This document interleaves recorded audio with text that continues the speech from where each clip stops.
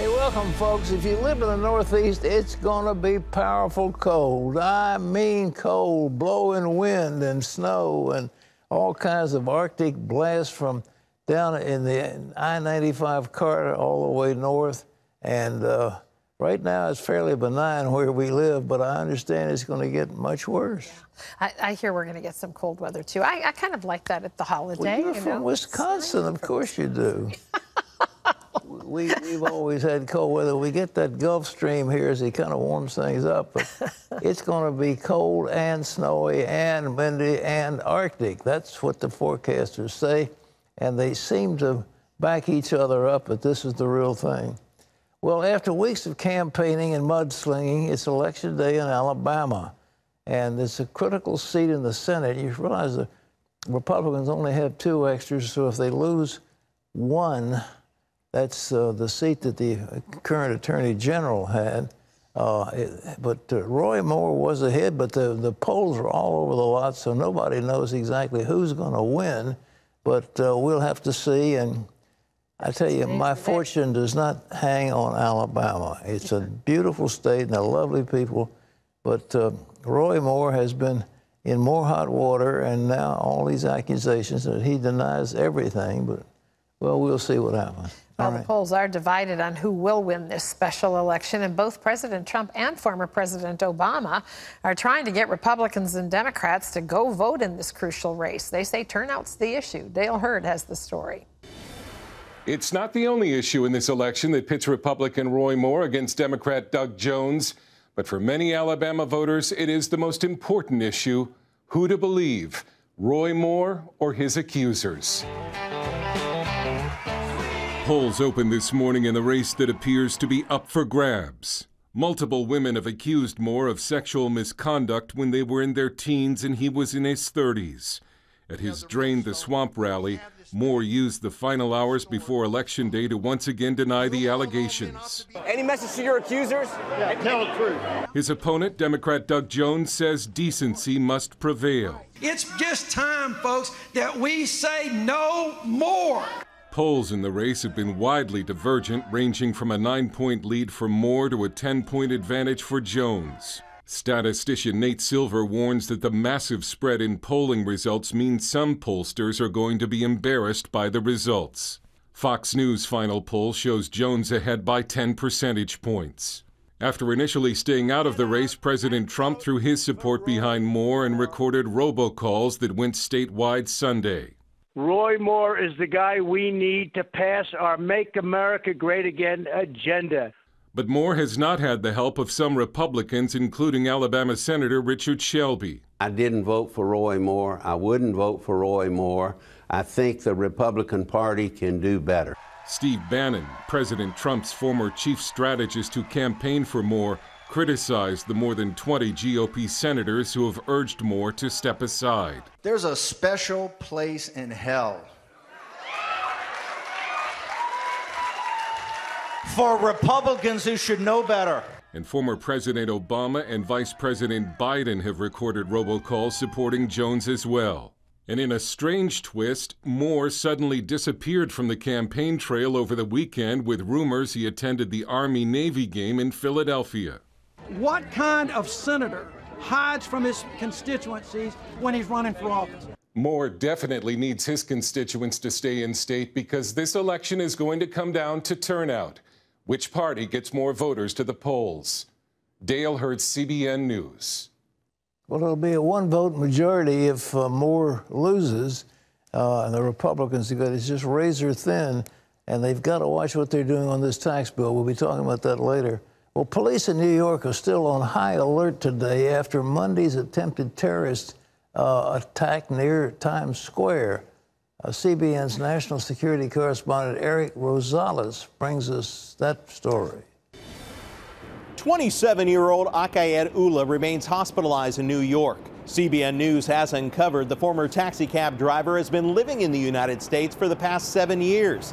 He's a Bangladesh national and came to the U.S. legally on what's called a chain migration visa that allows foreign relatives of citizens to enter the U.S. This was an attempted terrorist attack. Thank God the perpetrator did not achieve his ultimate goals. Caught on video, the crude device detonated in a passageway below ground at the world's busiest and nation's largest bus terminal. Police say Ullah was wearing the pipe bomb when it went off, injuring but not killing him. 3 others suffered minor injuries like ringing of the ears and headaches due to the explosion. A thorough background investigation into Ullah is being conducted by the Joint Terrorist Task Force. The FBI and New York City authorities conducted a search of Ullah's home where he lived with other family members. He reportedly claimed the attack was inspired by ISIS, and they're trying to find evidence to see if that's true. But more importantly, they want to find out if this was a one-time lone wolf attack or part of a larger coordinated attack that is still unfolding. It was just weeks ago terrorists called for such attacks to be carried out online, like this image of Santa in crowds in Times Square with the message, "We meet at Christmas in New York soon." The threat of terrorism, psychologically, after all, what did Lenin say? The purpose of terror is to terrorize. So it's a psychological event. So we're far more afraid of the possibilities than we are of reality. Harlan Ullman is a senior advisor at the Atlantic Council of Business Executives for National Security and author of several books, including Anatomy of Failure, Why America Loses Every War It Starts. He says the last thing we should do is panic. The New York police force is one of the best in the world. They've got one of the best counter-terrorists. We haven't had a problem. My guess is that nothing is going to happen this New Year's Eve. Even New York officials are echoing the same thing. We're not going to allow them to disrupt us. That's exactly what they want. And that is exactly what they're not going to get. And New Yorkers should already be seeing increased police presence at all transportation hubs around the city. Pat? Eric, there's been some criticism that there's a mosque this man went to that was teaching radical things, but the city refused to act on it. Is this political correctness choking off the effectiveness of the police department? Well, I got to tell you what, this is something that President Trump is already talking about. This is something that needs to change in the respects of this whole political correctness. Along with that, this whole chain migration visa program. This is something that has already been deemed that it is legal according to the Supreme Court, but at the same time, we got to do a better process in the whole vetting system. This is something that we're allowing people to come in just because they have relatives that have made it in this lottery type of program and being able to come into the United States and then allowing other people to come in just because they're related. This is something that the president is definitely going to bring up in the respects of saying that, something more has to be done, especially with the vetting process. New Yorkers were spared really much. What could have happened if the thing had really succeeded the way he planned initially? Yeah, you know what, Pat, I was actually talking to several of my sources with the FBI, and they were telling me that there was a second device that was on him, another 6-inch pipe bomb that did not explode. So had that exploded, it would have been even a larger explosion.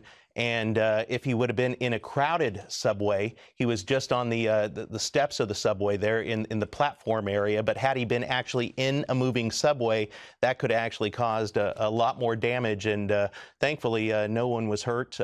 Just a ringing of the ears and some headaches, but nothing serious. Well, Eric, we appreciate you being with us on this one. So keep us informed. And ladies and gentlemen, this so-called chain migration, I'm sure they're going to do something about that. But you have a chain of relatives, and if you're at one end of the chain, you can come in under this visa program, and of course, there's not adequate vetting, so New Yorkers were, well, it's a problem. All right, I think the Constitution, last time I heard, makes the President of the United States the Commander-in-Chief of the Armed Forces. He's supposed to be able to talk about his troops, but once again, some little district court judge has made a ruling that said, no, the president can't do what the Constitution allows him to do. What is that? President Trump decided he didn't want to have transgender people serving in the military. But the Pentagon is now being forced to do it by a judicial decree that violates what the president wants. Efrain Graham has that. Pat, the Pentagon is making the move after a federal court order overruling the president's pledge to ban transgendered men and women from the military. The Pentagon can still disqualify potential recruits with gender dysphoria or those who underwent gender reconstruction. But some recruits will be allowed in if a medical provider certifies they've been clinically stable in their new gender for at least 18 months. Congressional Republicans are trying to work out the significant differences between the House and Senate tax bills so they can come up with one bill that can pass both chambers and then go to the president for his signature by the end of the year. The Senate passed its version earlier this month after the House passed its bill.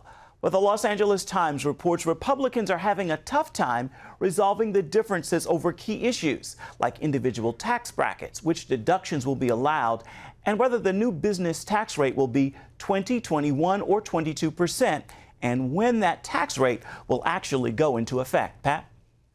This thing is becoming a nightmare. Instead of a blessing, it is becoming a curse.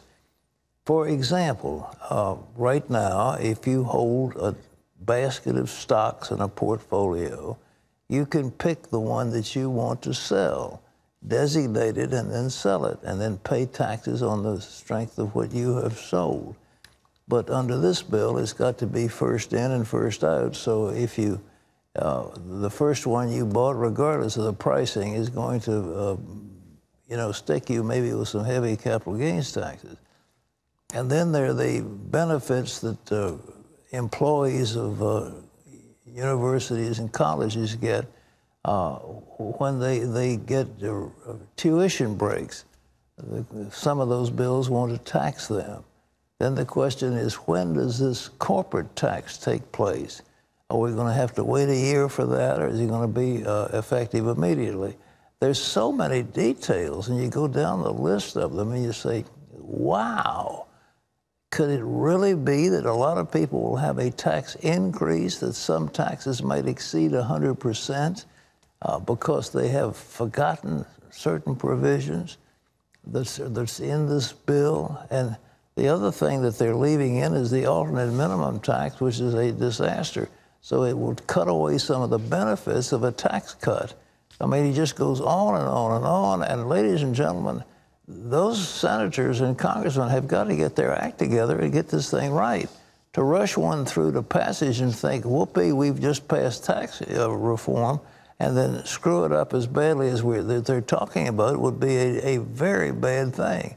It would not look good for the Republicans. So anyhow, that's something that my comment, Terry, it's just amazing that they have this many mistakes. The tax code is discouraging. It's very discouraging. The tax code is quite complicated, and these little details are in there, and you go down the list, and it looks like they're trying to stick it to people over and over again in order to pass certain hurdles that the Senate has involved. They have to have taxes but this alternate minimum tax is a disaster. I mean, it was set up to catch a few super rich people who weren't paying enough taxes. Now it affects almost everybody. It means this very complicated calculation has got to be made. You do your taxes, then you have to go through this procedure, but am I going to have to pay the alternate minimum tax? Well, the whole push was to make it simpler. And this is going to make it more complicated. It's just crazy. I mean, you say, come on, guys, give us a break. You're supposed to be doing something. If the president, he's not going to be able to brag on this. Okay, it's cold. You know that song, Baby, It's Cold Out There? I mean, it's going to be cold. Ephraim has that. Well, Pat, if you live in the Northeast or parts of the Midwest, get ready for some serious cold weather in the next few days. Snow fell in the Midwest and the Great Lakes region yesterday. And coming behind that, snow is the coldest air yet for the East Coast.